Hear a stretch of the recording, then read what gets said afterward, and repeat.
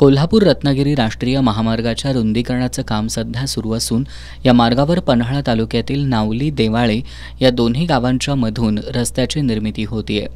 पन्हाळ्याला जाणारा रस्ताही याच ठिकाणी असल्यानं या ठिकाणी वाहनांची मोठी गर्दी असते।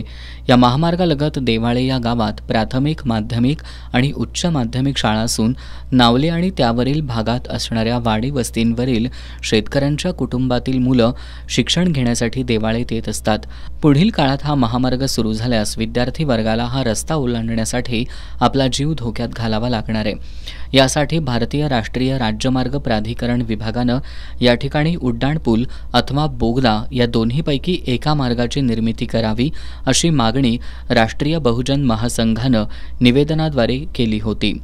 या मागणीसाठी त्यांनी सोमवारी रास्ता रोको आंदोलन करण्याचा इशारा दिला होता। यानुसार आंदोलनासाठी नावली बसस्थानकाजवळ आंदोलकही जमले होते, परंतु आंदोलनाला सुरुवात होण्यापूर्वीच भारतीय राष्ट्रीय राज्यमार्ग प्राधिकरण विभागाचे डेप्युटी मॅनेजर गोविंद भैरवा यांनी आंदोलनकर्त्यांची प्रत्यक्ष भेट घेतली। या सुरू असलेल्या चौपदरीकरण कामामध्ये नावली इथं उड्डाणपूल किंवा भुयारी मार्गाची तरतूद नाही, तरीही आंदोलनकर्त्यांच्या मागणीनुसार या ठिकाणी उड्डाणपूल किंवा भुयारी मार्ग व्हावा यासाठी आवश्यक तो प्रस्ताव मुंबईतील भारतीय राष्ट्रीय राज्यमार्ग प्राधिकरण प्रादेशिक कार्यालयाकडे मंजुरीकरता पाठवण्याचं लेखी आश्वासन त्यांनी आंदोलकांना दिलं। त्यानंतर आजचं रास्ता रोको आंदोलन स्थगित करत असल्याचं राष्ट्रीय बहुजन महासंघाचे संस्थापक अध्यक्ष राजीव सोरटे यांनी सांगितलं।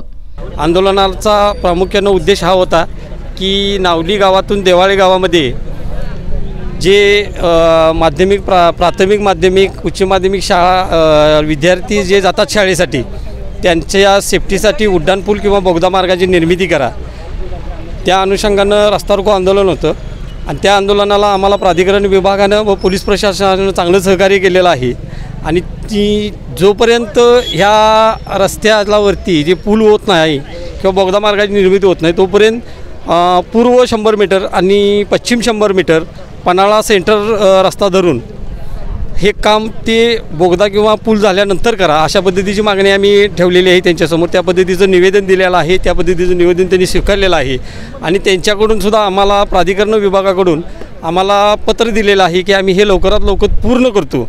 याच्यासाठी हे आज आंदोलन मी स्थगित करतो आहे आणि पोलीस प्रशासन व प्राधिकरण विभागाचा मी आभारी आहे। आंदोलनस्थळी कोडोली, पन्हाळा आणि शाहूवाडी पोलीस ठाण्यांच्या वतीनं मोठा पोलीस बंदोबस्त ठेवण्यात आला होता। यावेळी राष्ट्रीय बहुजन महासंघाचे पन्हाळा तालुका वाहतूक अध्यक्ष संजय विभूते, देवाळेचे सरपंच VL थोरात, कबीर मुजावर, सारिका थोरात, कविता विभूते, लखन कांबळे, प्रल्हाद कांबळे, देवेंद्र सुतार यांच्यासह नागरिक मोठ्या संख्येनं उपस्थित होते।